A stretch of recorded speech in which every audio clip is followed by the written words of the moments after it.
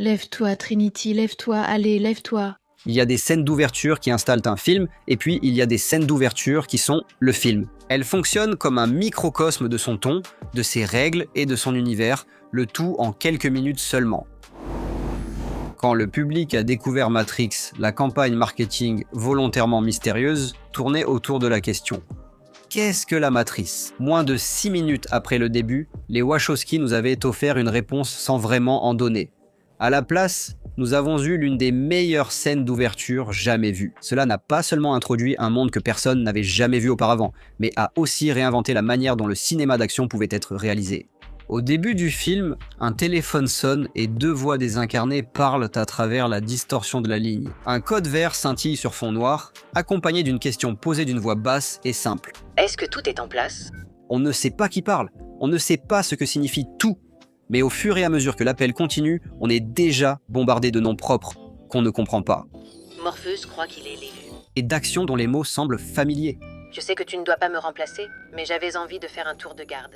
Tout était désarmant, fait pour te déstabiliser. Le consensus de l'époque semblait être que la science-fiction est effrayante et étrangère, et que le film devait t'introduire dans ce monde avec le plus de précautions possible. Matrix, au contraire, commence par une conversation énigmatique, remplie de mots familiers, mais sans aucune réponse.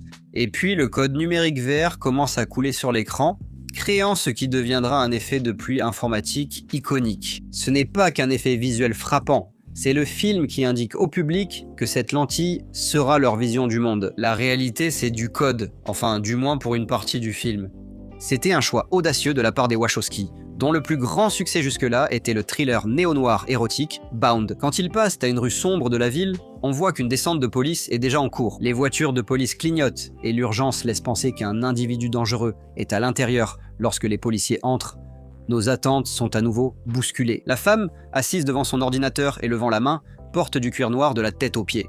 Les Wachowski savent que c'est un piège. Les livres de scénarisation recommandent toujours d'introduire rapidement le protagoniste, et les films d'action nous y avaient habitués depuis des décennies. La première personne rencontrée dans une confrontation importante est généralement le protagoniste, mais Matrix inverse cette attente. Neo n'est pas présent ici, il n'apparaîtra que dans 10 minutes. À la place, on découvre un autre personnage. On peut soutenir que Trinity est l'élu, mais il n'y a aucun doute que Neo est le protagoniste principal de ce film. Qu'est-ce que c'est que ça? C'est nécessaire, Neo, pour notre protection.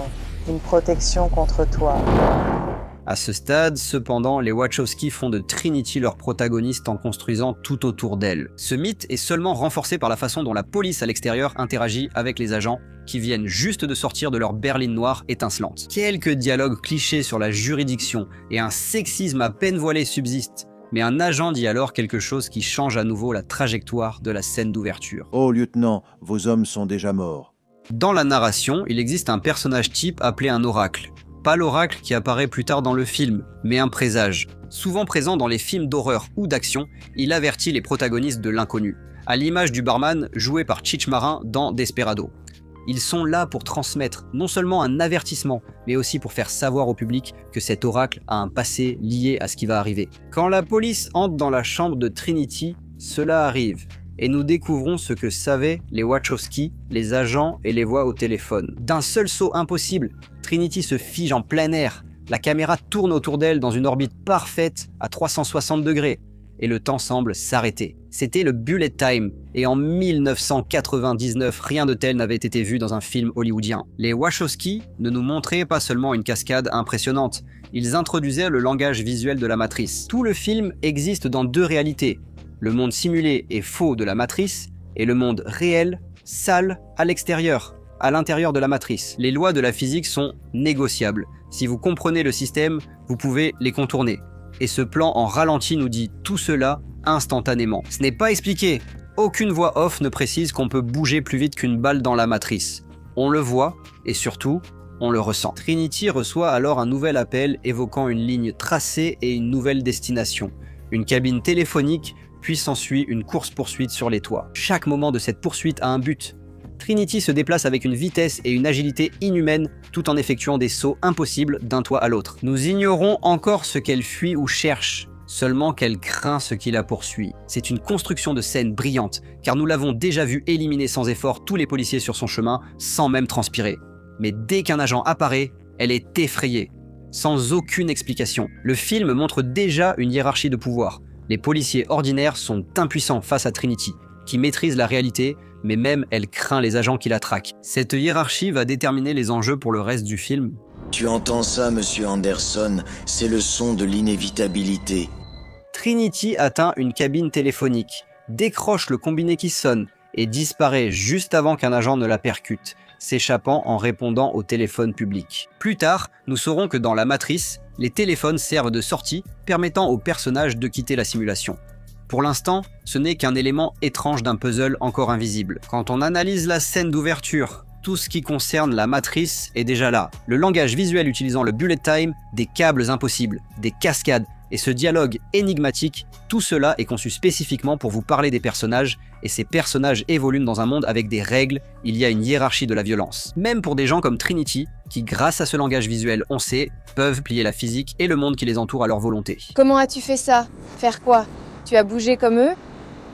Jamais vu quelqu'un bouger aussi vite. Quand nous rencontrons Neo, on nous a déjà appris à regarder le film.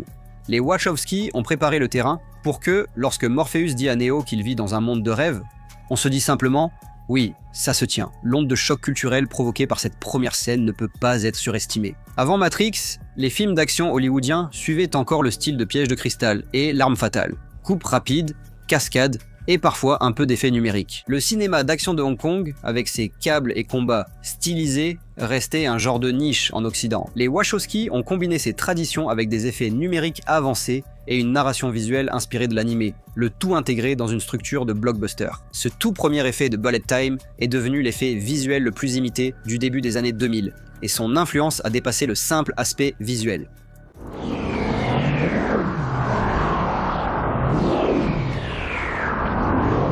Cette idée a aussi remis au goût du jour l'ouverture d'un film in media res, plongeant le public dans une séquence intense avant qu'ils connaissent les règles. En revoyant la scène d'ouverture plus de 25 ans après, il est surprenant qu'elle fonctionne toujours aussi bien. Les effets n'ont pas autant vieilli qu'on l'aurait cru. Les Wachowski n'ont pas utilisé le bullet time comme gadget, mais pour raconter une histoire et transmettre des idées avec les ralentis. Ce ne sont pas que des effets stylés, mais des choix narratifs volontaires avec un rythme toujours impeccable. Ça vous donne juste assez d'informations pour rester accroché, mais jamais au point que le mystère disparaisse. À une époque où les blockbusters s'expliquent souvent dans les 5 premières minutes, ou même dans la bande-annonce, la retenue ici est remarquable. Le vrai tour de force de la scène d'ouverture de Matrix, c'est qu'elle fait une promesse que le monde dans lequel vous allez entrer obéira à ses propres règles, mais ces règles vont vous surprendre. 25 ans plus tard, ces 6 premières minutes donnent toujours l'impression d'une transmission venue d'une autre dimension. Un éclat de pure confiance cinématographique de la part de réalisateurs qui savaient qu'ils allaient changer le cinéma à jamais, et ils l'ont fait. Qu'en penses-tu? Quels autres films ont raconté une histoire dès l'ouverture? Dites-le nous en commentaire.